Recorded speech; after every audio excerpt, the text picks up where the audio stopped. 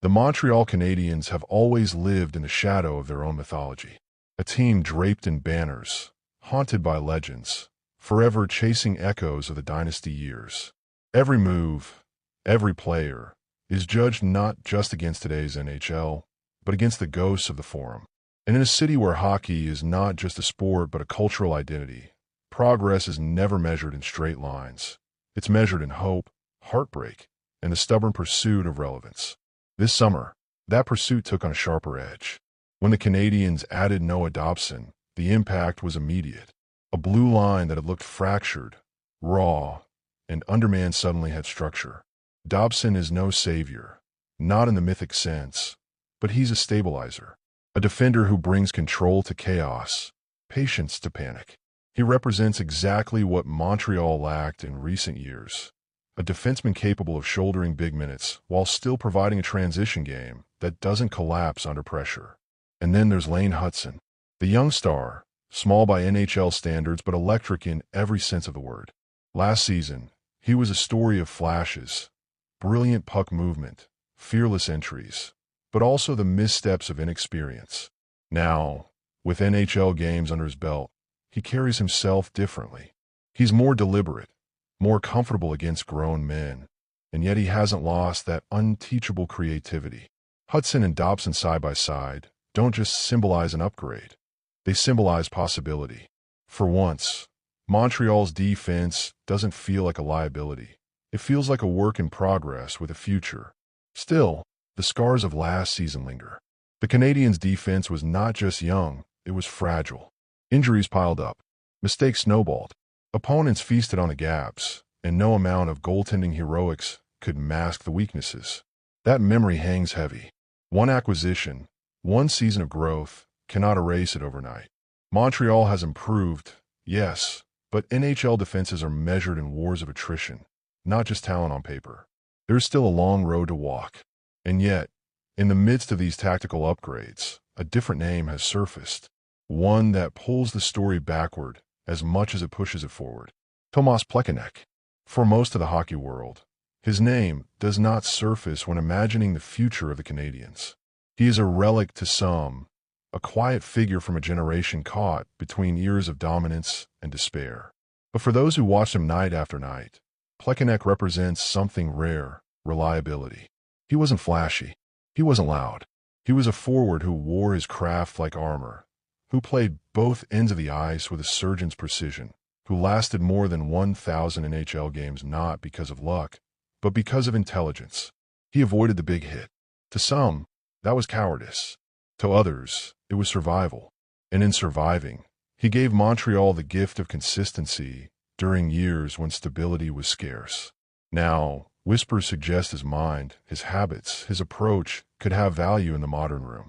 Not as a player, but as a mentor, a teacher, a bridge between the raw energy of youth and the structured demands of the NHL grind. The Canadiens stand at an intersection. On one side, their young stars, Cole Caulfield, Nick Suzuki, Juraj Slafkovsky, are finding their voices. On the other, the team structure still wobbles under the weight of inexperience. Adding Dobson was a statement that management knows the defense cannot be left to chance. Watching Hutson develop proves that patience is paying dividends. But what about the intangible? The lessons that don't appear on stat sheets but define careers?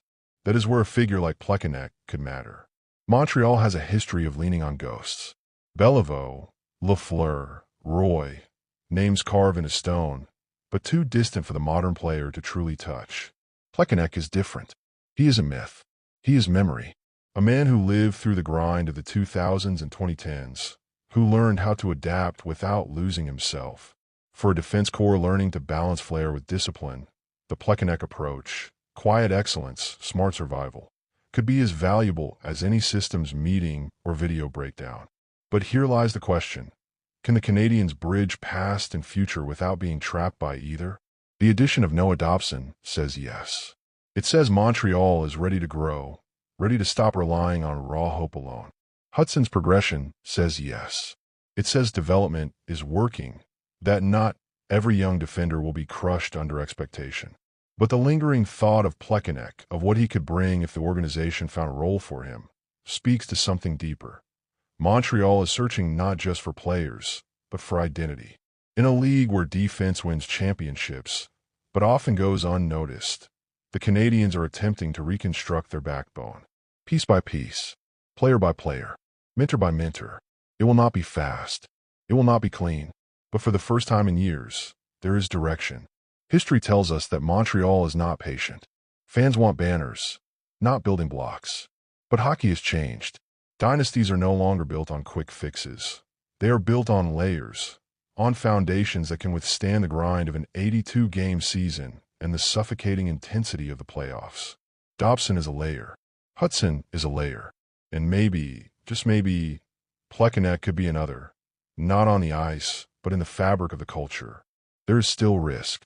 A stronger defense today does not guarantee dominance tomorrow. Injuries can return. Prospects can stall. Hope can wither. The Canadiens have been here before. Promises of progress.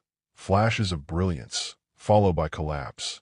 But the difference now lies in the balance between youth and experience, between bold moves and quiet lessons. If the Canadiens succeed, this season may be remembered not as the year they arrived, but as the year they finally started walking towards something real. A defense that can grow, bend, and endure. A team that can marry skill with structure. A franchise that can honor its past without being suffocated by it. And if they fail, the cycle begins again. For Montreal, the question is not just about wins and losses. It is about whether this team can rediscover its identity in an NHL landscape that no longer fears its shadow. Can they take the lessons of Plekanec's durability, combine them with Dobson's steadiness and Hutson's creativity, and build something sustainable? The answers will not come easy. But one thing is certain. In a city that lives and breathes hockey, every shift, every mistake, every small victory will be magnified. The defense may not yet be a strength, but for the first time in years, it feels like a foundation. And foundations are where legacies begin. So what do you think? Are the Canadiens finally on the right track? Or is this just another chapter in their long rebuild?